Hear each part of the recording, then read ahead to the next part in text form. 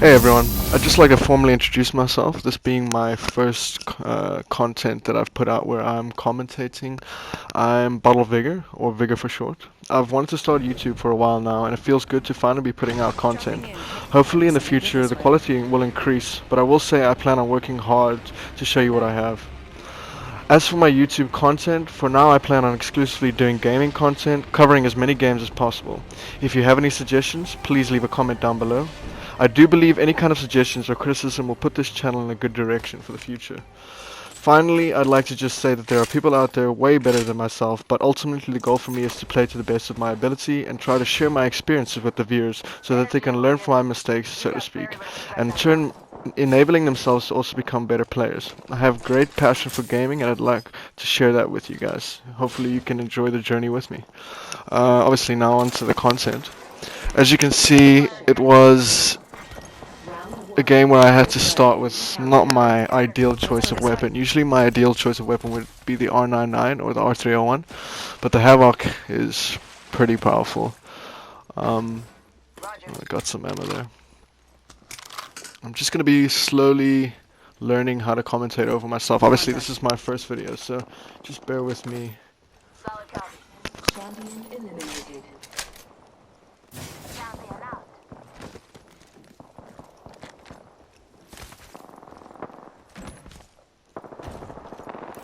Let's explore this way. So I hear enemies off in the distance, and I'm trying to flank them on the left.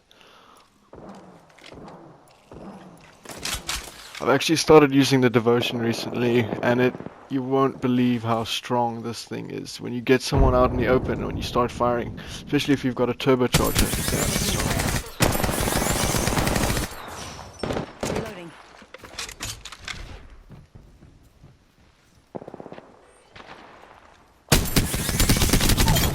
See how quickly that guy got down. Enemy taken out.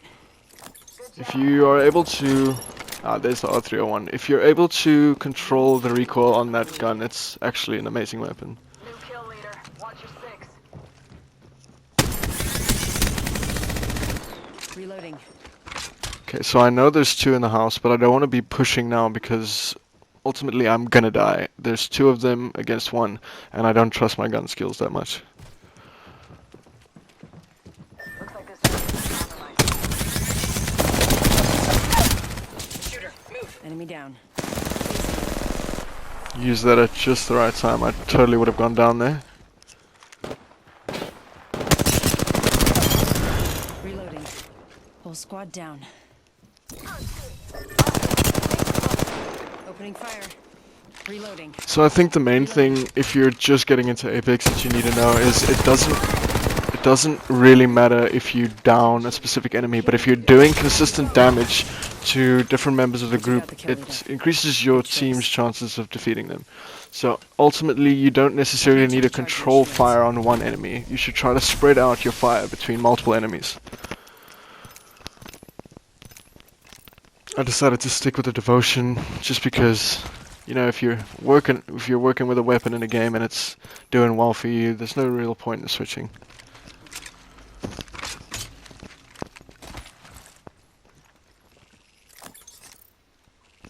As for content going in the future, I'd really love if you guys can let me know what you want, any specific games that you want me to play.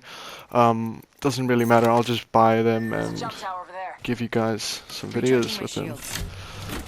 I've really been enjoying Apex though recently. I feel like most games that I've tried to get into in the past, having wanted to do YouTube for a long time, when you start a game late, you tend to be kind of behind the curve. Everyone's had so much more time to play the game than you have, and you just get wrecked when you enter games, and you can't really catch up unless you're like a god tier player. And Apex, I got into it right pretty much as it came out. Missed that jump there.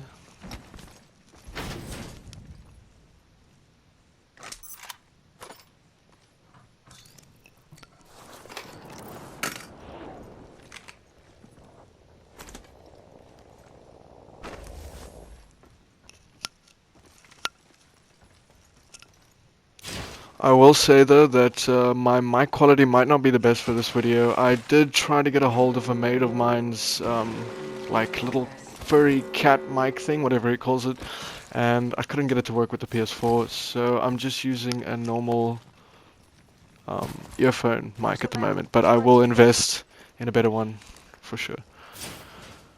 Energy ammo here. These got very little projectile drop.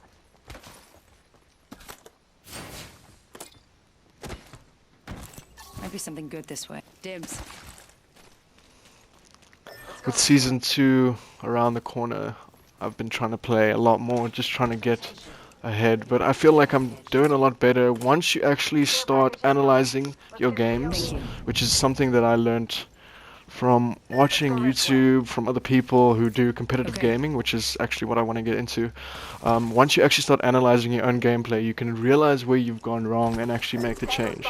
Because if you're just playing the game over and over and over again and continuously dying, your rate of learning is a fraction of what it actually could be. So I spotted team over here. Over there. Contact with hostile. Hostile. My marker.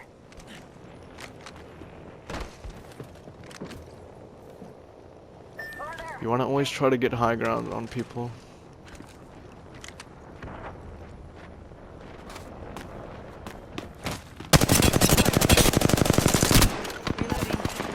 Reloading. Tango down.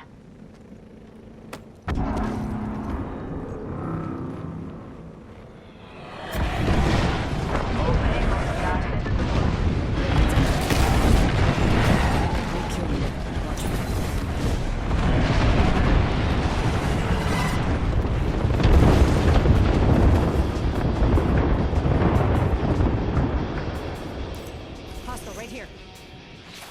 They're aiming right at me.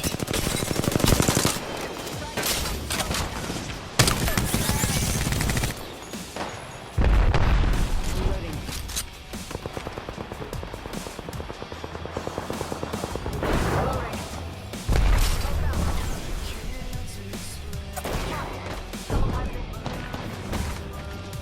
Giving attack.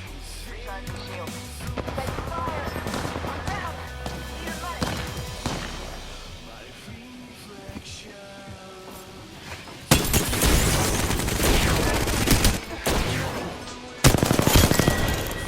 Reloading.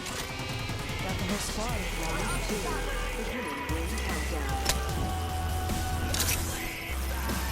Thanks.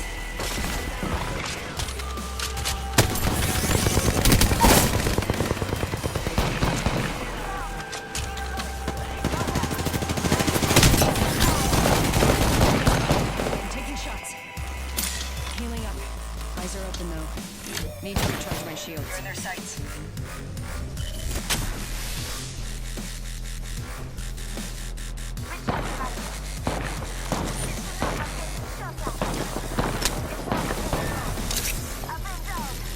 Thanks for having my back.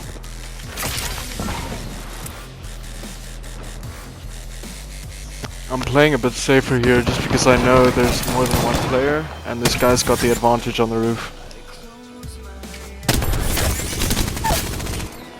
Reloading. Enemy down.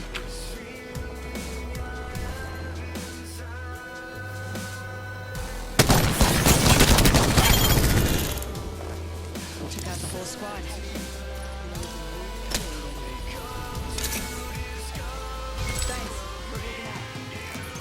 One of the teammates left, sadly. And I find my first ever gold 301 here, which is, I must say, an amazing weapon. I would, if I could, I would take the sight off it, just because I prefer having an iron sight, but it works pretty well.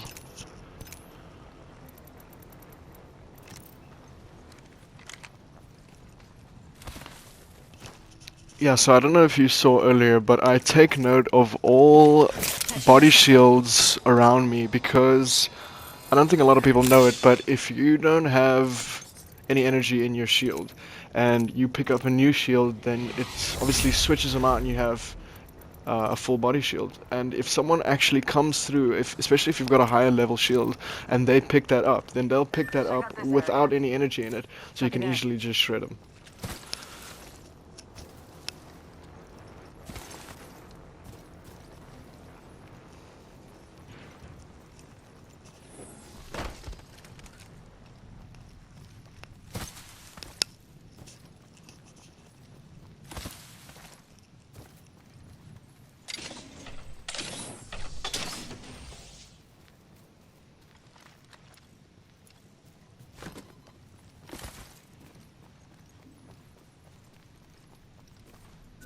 it here. Slow to roll, but they work the best. I've been maining Wraith a lot lately because the escapability of her is just amazing. I mean, if you get into a tight spot, you can easily get out of there. The only problem would be that your trail, once you've gone into phase, is very easily visible, but there's lots of tactics that you can use to your advantage. I think the main thing is in becoming a better Apex player is, besides obviously your gun ability and your gunfight win rate, is you really need to learn how to play to your character's strengths. With Wraith, you don't necessarily always need to use her ability in a defensive manner. One of the tactics that I actually learned from a guy on YouTube, I'll put his name down in the description. He uses his ability, and then instead of running away so they can see that, especially if they're right on your tail, he fakes running away. So he'll climb up a wall knowing they're behind him, and then he'll jump back knowing that they won't see that trail jump behind them. And as soon as he pops out of his Wraith mode or his phase mode, then he shreds them. And it's just thinking about little things like that can increase your gameplay tenfold.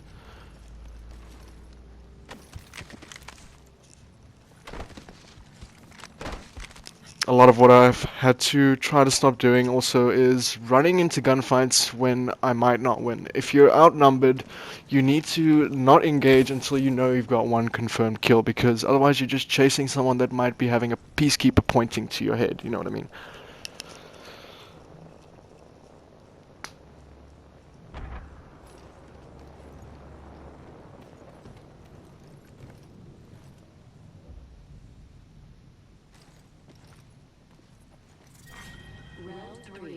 Beginning ring countdown.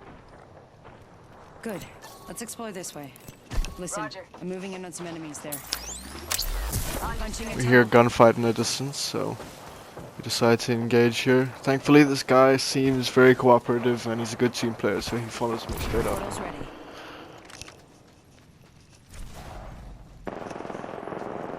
I hear the gunfight, but instead of just running into the mix, I try to either flank Let's go this or way. get a better position, because if someone's got a better weapon than you and they've got a better aim than you, then you're gonna get downed before you can even know what's going on. So it's better to reposition yourself and make sure that you have the upper advantage. You need to let them walk into your scenario instead of you walking into theirs.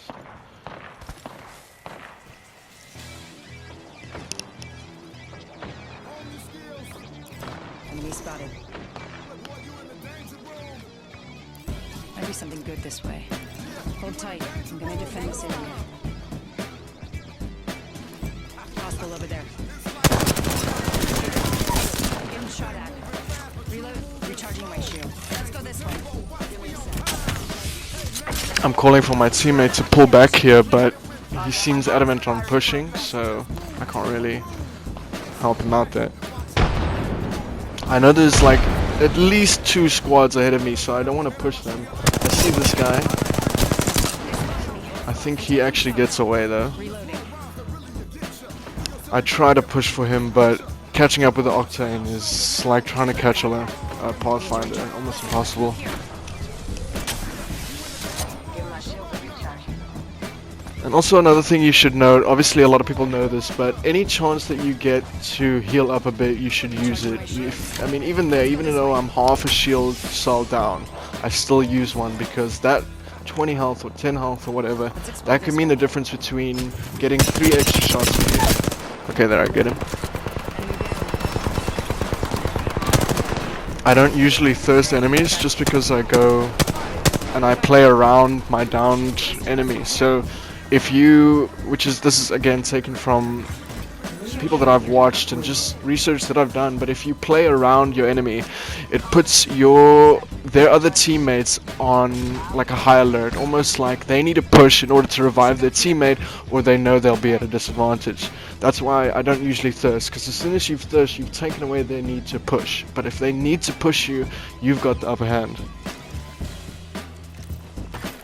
Shield cell here. Thank you.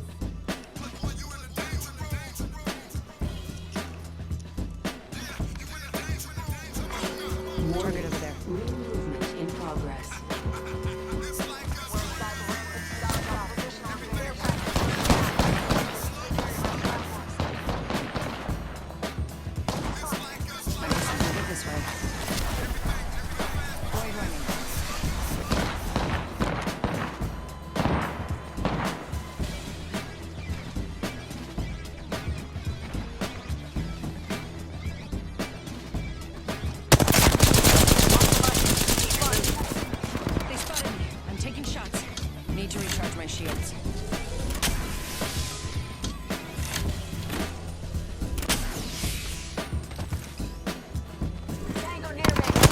So I know there's at least two teams in front of me, and we got to push them now in order to get the advantage because they've just finished a gunfight, so they'll all be low on health. This is ideally the time that you want to push them because they're not focused on you; they're focused on healing up. Again, I try to get the high ground just so that I have an advantage over them. Reloading. Reloading. Enemy down. Reloading. Okay, so I think I push this Wraith now, and I think I actually go down. Luckily, my teammate's got a chance here to heal up, and I think he saves the day. Hostile, right here.